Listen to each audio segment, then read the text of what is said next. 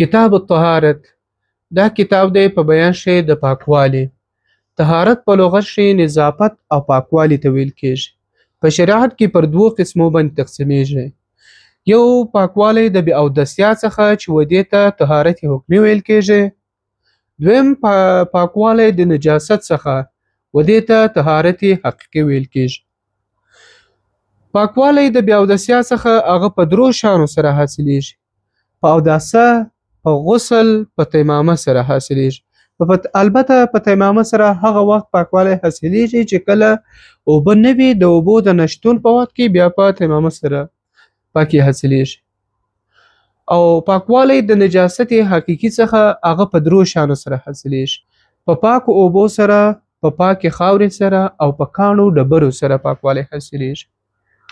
په کوم اوبو سره اودس او غسل صحیح کېږي؟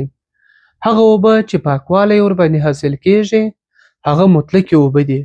خالصې اوبه هغه اوبه دي چې په خپل اصلي طبیعي حالت پاته وي او نجاست نه وي په ګډ شوی. اوس دا مطلقې خالصې اوبه چې دي پر اووه قسمه دي: یو د باران اوبه، دویم د سیند اوبه، دریم د څاه اوبه، څلورم د چینې اوبه، پنځم د بحر او د دریاب اوبه، شپږم د واورې اوبه، یعنې کومې اوبه چې د واورې په ویلې کېدو سره حاصلیږي. وهم د ژلۍ اوبه، یعنې هغه اوبه چې د ژلۍ په ویلې کېدو سره حاصلیږي. دا اووه سره اقسام، دا اووه سره قسمه اوبه، دا مطلقې اوبه دي، دا پاکې دي.